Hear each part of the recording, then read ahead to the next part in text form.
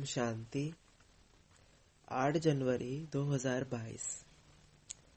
प्रातः मुरली। बाप दादा के महावाक्य।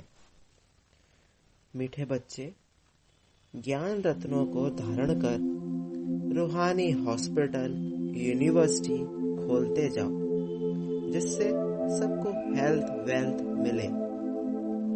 प्रश्न: बाप का कौन सा कर्तव्य कोई भी मनुष्य आत्मा नहीं कर सकती है?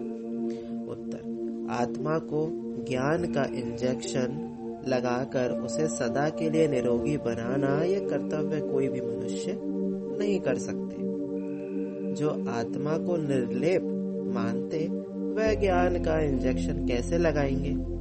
यह कर्तव्य एक अविनाशी सर्जन का ही है, जो ऐसी ज्ञान योग की दवाई देते हैं जिससे आधा कल्प के लिए आत्मा और शरीर दोनों ही हेल्दी वेल्दी बन जाते हैं। गीत: ये वक्त जा रहा है। ओम शांति। ये किसने कहा कि बाकी थोड़ा समय है, बहुत गई अब थोड़ी की भी थोड़ी रही। अब तुम इस पुरानी दुनिया में बैठे हो, यहाँ तो दुख ही दुख है। सुख का नाम निशान नहीं है, सुख है ही सुख धाम में। कलयुग को कहते हैं दुखधाम।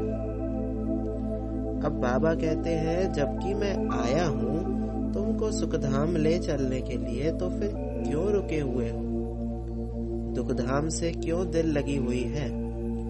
दुखधाम के भातियों से अथवा इस पुराने शरीर से क्यों दिल लगी है? हम आए हैं तुमको सुखधाम में ले चलने के लिए। सन्यासी कहते हैं, इस दुनिया का सुख तो कागविष्टा समान है, इसलिए उनको सन्यास करते हैं। तुम बच्चों को अब सुखधाम का साक्षात्कार हुआ है। ये पढ़ाई है ही सुखधाम के लिए, और इस पढ़ाई में कोई भी तकलीफ नहीं है। बाप को याद करना है, इस याद से भी तुम निरोगी बनेंगे। तुम्हारी काया कल्प वृक्ष समान बड़ी होगी। ये जो मनुष्य सृष्टि का झाड़ है, उनकी आयु 5000 वर्ष है। उसमें आधा कल्प सुख, आधा कल्प दुख है। दुख तो आधा कल्प तुमने देखा। बाप कहते हैं, पवित्र दुनिया में चलना है तो पवित्र बनो। श्रीमत कहती है, ये विष की लेन देन छोड़ दो, ज्ञान और योग की धारणा करो। जितना ज्ञान रत्न धारण करेंगे उतना निरोगी बनेंगे। बाप ने समझाया है, ये रूहानी हॉस्पिटल भी है तो यूनिवर्सिटी भी है। परम पिता परमात्मा आकर रूहानी हॉस्पिटल और यूनिवर्सिटी स्थापन करते हैं। हॉस्पिटल तो दुनिया में बहुत है, लेकिन ऐसी हॉस्पिटल और यूनिवर्सिटी दोनों इकट्ठी कहीं नहीं होती। यहाँ यह वंडर है। हॉस्पिटल और यूनिवर्सिटी, हेल्थ और वेल्थ इकट्ठी मिलती है। फिर क्यों नहीं इस खजाने को लेने के लिए खड़े हो जाते हो? आजकल करते अचानक ही विनाश आ जाएगा। बाप श्रेष्ठ ते श्रेष्ठ मत देते हैं। तुम गवर्नमेंट को भी समझाओ, इस समय बेहद का बाप ऐसी हॉस्पिटल और यूनिवर्सिटी खोलते हैं जो सबको हेल्थ वेल्थ दोनों मिले। गवर्नमेंट की हॉस्पिटल यूनिवर्सिटी खोलती है, उनको समझाओ इस जिस्मानी हॉस्पिटल खोलने से क्या होगा। यह तो आधा कल्प से चलती आई है और मरीज भी बनते ही आए हैं। ये है रूहानी हॉस्पिटल और यूनिवर्सिटी। इससे मनुष्य 21 जन्मों के लिए एवर हेल्दी वेल्दी बन सकते हैं। तो एजुकेशन मिनिस्टर, हेल्थ मिनिस्टर को भी समझाओ कि बेहद के बाप ने ये कंबाइंड हॉस्पिटल और यूनिवर्सिटी दोनों खोली है। आपको भी राय देते हैं, ऐसे खोलो तो मनुष्यों का कल्याण हो जाए। बाकी ये बीमारियां आदि तो जब से रावण राज्य शुरू हुआ है तब से शुरू हुई हैं। आगे तो वेद की दवाइयां थी, अब तो अंग्रेजी दवाइयां बहुत निकली हैं। ये है अविनाशी सर्जन जो अविनाशी दवाई देते हैं। तब गाया जाता है, ज्ञान अंजन सतगुरु दिया। ज्ञान इंजेक्शन रूहानी बाप ही लगाते हैं आत्माओं को, और कोई आत्मा को इंजेक्शन लगाने वाला हो नहीं सकता। वह तो कह देते हैं आत्मा निर्लेप है। तो तुम तुम समझाओ, उस हॉस्पिटल और यूनिवर्सिटी में तो लाखों रुपया खर्चा लग जाता है। यहाँ तो खर्चे की कोई बात नहीं। 3 पैर पृथ्वी चाहिए। जो कोई भी आए तो उनको समझाया जाए, बाप को याद करो तो एवर हेल्दी बनेंगे और चक्र को जानने से चक्रवर्ती राजा बनेंगे। धनवान होगा तो बड़ी हॉस्पिटल यूनिवर्सिटी खोलेंगे, गरीब छोटे खोलेंगे। गवर्नमेंट कितने खोलती है, आजकल तो टेंट आदि लगाकर भी पढ़ाते हैं और 2-3 सेशन रखते हैं, क्योंकि जगह नहीं है, पैसे नहीं है, इसमें खर्चे की कोई बात नहीं। कोई भी जगह मिले, कोई औजार आदि तो रखने नहीं है। बड़ी सिंपल बात है, पुरुष भी खोलते हैं, माताएं भी खोलती हैं। बाप कहते हैं तुम ही खोलो, तुम ही संभालो, जो करेगा सो पाएगा, बहुतों का कल्याण होगा। बेहद का बाप श्रीमत देते हैं श्रेष्ठ बनने के लिए। बहुत है जो सुनते हैं परंतु करते नहीं है, क्योंकि तकदीर में नहीं है। हेल्थ वेल्थ मिलती है बाप से। बाबा वैकुंठ की बादशाही देने आए हैं, हीरे जवाहरों के महल मिलेंगे। भारत में ही लक्ष्मी नारायण का राज्य था, जरूर उन्हों को बाप ने वर्षा दिया होगा। अभी तो कलयुग में दुख ही दुख है, फिर सतयुग की स्थापना मुझे ही करनी है। मनुष्य कोई हॉस्पिटल आदि खोलते हैं तो उद्घाटन करते हैं। बाप कहते हैं मैं स्वर्ग का उद्घाटन करता हूँ। अब तुम श्रीमत पर स्वर्ग के लायक बनो। कल्प कल्प तुम लायक बनते हो, ये नई बात नहीं है। देखा जाता है गरीब बहुत आते हैं। बाबा भी कहते हैं मैं गरीब निवाज हूँ। साहूकारों के पास धन बहुत है, इसलिए वे समझते हैं हम स्वर्ग में बैठे हैं। भारत गरीब है, उसमें भी जो अधिक गरीब है उन्हों को ही बाप उठाते हैं। साहूकार तो नींद में सोए पड़े हैं। कितना ज्ञान और योग बाबा सिखलाते हैं। तीसरा नेत्र भी बाबा ही देते हैं, जिससे तुम सारे चक्र को जान जाते हो। बाकी सब घोर अंधियारे में है। ड्रामा के आदि मध्य अंत का किसको भी पता नहीं है। पतित पावन बाप को ही भूल गए हैं। शिव परमात्मा के लिए कह देते हैं ठिक्कर भित्तर में है। तुम जानते हो अभी सबकी कयामत का समय है। आग में जल मर खत्म होंगे, फिर सबको वापस ले जाऊंगा साथ में। मैं पंडा बन आया हूँ, तुम पांडव सेना होना। वह जिस्मानी यात्रा पर ले जाते हैं, वह जन्म जन्मांतर करते आए हैं। यह है रूहानी तीर्थ, इसमें चलना फिरना नहीं पड़ता है। बाप कहते हैं सिर्फ मुझे याद करो, रात को भी जाकर मुझे याद करो, मेरे साथ बुद्धि का योग लगाओ, नींद को जीतने वाले बनो, तुम नजदीक आते जाएंगे। वह है कुख वंशावली ब्राह्मण, तुम हो ब्रह्मा मुख वंशावली ब्राह्मण। अभी तुम रूहानी यात्रा में तत्पर हो, तुम्हें पवित्र रहना है। वह ब्राह्मण लोग खुद ही अपवित्र हैं तो औरों को पवित्र बना ना सके। तुमको तो पवित्र रहना है। रुद्र ज्ञान यज्ञ में पवित्र ब्राह्मण ही रहते हैं। वे ब्राह्मण लोग भले मंदिरों में रहते हैं, नाम ब्राह्मण है तो देवताओं की मूर्ति को हाथ लगा सकते हैं और उनको स्नान आदि भी कराते हैं, परंतु है वह पतित। बाकी और जो मनुष्य मंदिर में जाते हैं वे अगर नाम के ब्राह्मण नहीं है तो उनको हाथ लगाने नहीं देते हैं। ब्राह्मणों का मान बहुत है, परंतु है पतित विकारी। कोई कोई ब्रह्मचारी होंगे, बाप आकर समझाते हैं सच्चे सच्चे ब्राह्मण ब्राह्मणियां वे हैं जो 21 कुल का उद्धार करें। कन्या अगर उद्धार करती होगी तो उनके माँ बाप भी होंगे।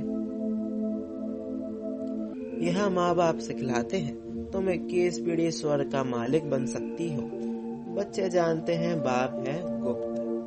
शिव बाबा ब्रह्मा द्वारा हमको सब राज समझाते हैं। ये दादा तो धंधा आदि करता था, अब बहुत जन्मों के अंत के जन्म के भी अंत में आकर शिव बाबा ने प्रवेश किया है और इन द्वारा ही ज्ञान सुनाते हैं। ये है रथ, शिव बाबा है रथी।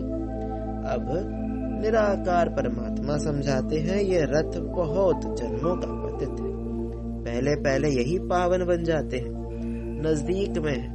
ये ऐसे नहीं कहते कि मैं भगवान हूँ, ये कहते मेरा ये बहुत जन्मों के अंत का जन्म है, वानप्रस्थ अवस्था है, पतित है। बाप ने इसमें प्रवेश किया है। अब बाप कहते हैं तुम अपने जन्मों को नहीं जानते हो, मैं तुमको बताता हूँ। ये भी बुद्धि में आता है, पतित पावन परमपिता परमात्मा ही है। वह बाप भी है, टीचर भी है, गुरु भी है। सारे ड्रामा के आदि मध्य अंत का राज समझाते हैं। तुम जानते हो बाबा हमको साथ ले जाएंगे। इस बाप टीचर गुरु की राय लेने से तुम उच्च पद पाएंगे। कितना अच्छी रीति समझाते।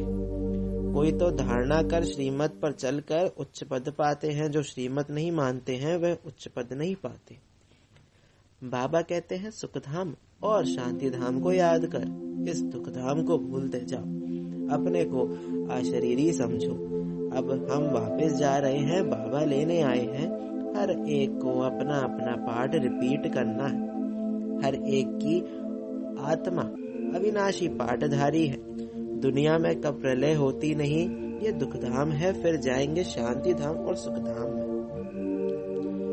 यह बुद्धि में सुदर्शन चक्र चलाते रहो और पवित्र रहो तो बेड़ा पार हो जाएगा। तुम काल पर विजय पा रहे हो, वहाँ तुम्हारी अकाल मृत्यु नहीं होती है। जैसे सर्प पुरानी खाल छोड़ नहीं लेते हैं, वैसे तुम भी खाल बदल नहीं ले लेंगे। ऐसी अवस्था यहाँ बनानी है। बस हम ये शरीर छोड़ स्वीट होम में जाएंगे, हमको काल खा नहीं सकता। सर्प का मिसाल वास्तव में सन्यासी दे नहीं सकते। भ्रमरी का मिसाल भी प्रवृत्ति मार्ग वालों का है। कहते हैं सेकंड में जीवन मुक्ति दे सकते हैं। जनक मिसल ये भी काफी करते हैं। जीवन मुक्ति में दोनों ही चाहिए। वे सन्यासी जीवन मुक्ति कैसे दे सकते हैं? अब बाप कहते हैं चलो वापस मुझे याद करो तो विकर्म विनाश होंगे, नहीं तो बहुत सजा खाएंगे और पद भी भ्रष्ट होगा। अंत में कोई की याद आई तो फिर पुनर्जन्म तो लेना ही है। यह है योग से हेल्थ और ज्ञान से वेल्थ। सेकंड में जीवन मुक्ति इसको कहा जाता है। फिर इतने पैसे बर्बाद करने भटकने आदि की क्या दरकार है? इसलिए हेल्थ मिनिस्टर एजुकेशन मिनिस्टर को समझाओ तुम ये हॉस्पिटल यूनिवर्सिटी खोलो तो तुमको बहुत फायदा होगा। जो करेगा सो पाएगा। साहूकारों का काम है साहूकारों का उद्धार करना, गरीब ही वर्षा लेते हैं। बाकी जो करोड़पति हैं उनके लिए कहा हुआ है किसकी दबी रहेगी धूल में, पिछाड़ी में आग लगेगी, सब खत्म हो जाएगा। तो क्यों ना विनाश के पहले कुछ कर लो तो कुछ पद भी मिलेगा। मरना तो है ही, ड्रामा का अंत भी होना है। बाबा कितना अच्छी रीति समझाते हैं। नदियां तो चक्र लगाती रहती हैं, बाकी ब्रह्मपुत्र तो यह ब्रह्मा ही ठहरा। मम्मा है सरस्वती, बाकी है ज्ञान गंगाएं। पानी की गंगाएं पावन कैसे बनाएंगी? वह कोई मेला नहीं, यह है सच्चा मेला। जबकि जीव आत्माएं परमात्मा से मिलती है, तब कहते हैं आत्मा परमात्मा अलग रहे बहुकाल। अब जीव आत्मा का मेला परमात्मा से। परमात्मा ने भी जीव का लोन लिया है, नहीं तो पढ़ाई कैसे? इसलिए उनको शिव भगवान कहा जाता है जो इसमें प्रवेश कर ज्ञान देते हैं। सरस्वती को कहा जाता है गॉडेज ऑफ नॉलेज। ब्रह्मा को भी नॉलेज होगी, उनको नॉलेज देने वाला कौन? ज्ञान का सागर। तुम्हारे पास ये नॉलेज नंबरवार पुरुषार्थ अनुसार है तो ये नॉलेज धारण कर श्रीमत पर चलना है। सारा मदार पवित्रता पर है, इस पर ही अबलाओं पर अत्याचार होते हैं। द्रौपदी ने पुकारा है साहूकार, सहन करते करते 21 जन्मों के लिए नगन होने से बच जाती है। गीता में भी है मैं साधुओं का भी उद्धार करता हूँ, परंतु साधु लोग ये अक्षर सुनाते नहीं हैं। तुम जानते हो इस समय सारी दुनिया रिश्वतखोर बन गई है, इसलिए इन सब का विनाश होना ही है। जिनको वर्षा लेना होगा वही लेंगे। बाबा को कई बच्चियां कहती हैं, हम गरीब घर में होती तो कितना अच्छा होता, साहूकार लोग तो बाहर निकलने नहीं देते हैं। बाबा, हम कन्याएं होती तो कितना अच्छा होता, माताओं को सीढ़ी उतरनी पड़ती है। बाबा कहते हैं वर्षा ले लो, मनुष्यों को मरने में देरी नहीं लगती है। आफतें आदि बहुत होती हैं, आप सिर्फ अपने को आत्मा समझ मुझ बाप को याद करो। 84 जन्म पूरे हुए, अब वापस घर चलना है कि यहाँ ही गोते खाने हैं। मन मना भव मद्याजी भव। रावण के वर्षे को भूलो, रावण श्राप देते हैं, बाप कहते हैं बच्चे बनेंगे तो वर्षा पाएंगे, श्रीमत पर नहीं चलेंगे तो वर्षा कैसे पाएंगे।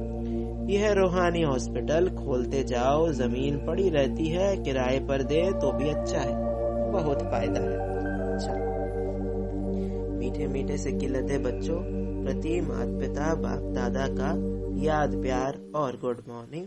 रूहानी बाप की रूहानी बच्चों को नमस्ते। हम रूहानी बच्चों की रूहानी बाप दादा को याद प्यार और गुड मॉर्निंग। नमस्ते नमस्ते, शुक्रिया बाबा शुक्रिया। धारणा के लिए मुख्य सार। पहला, बाप के समीप आने के लिए रूहानी यात्रा पर रहना है। रात को जागकर भी ये बुद्धि की यात्रा जरूर करनी है। दूसरा, सच्चे सच्चे ब्राह्मण बन 21 कुल का उद्धार करना है, स्वदर्शन चक्रधारी बनना है। काल पर विजय पाने के लिए इस पुरानी खाल से ममत्व निकाल देना है। वरदान, रूहानियत द्वारा वृत्ति दृष्टि बोल और कर्म को रॉयल बनाने वाले ब्रह्मा बाप समान भव।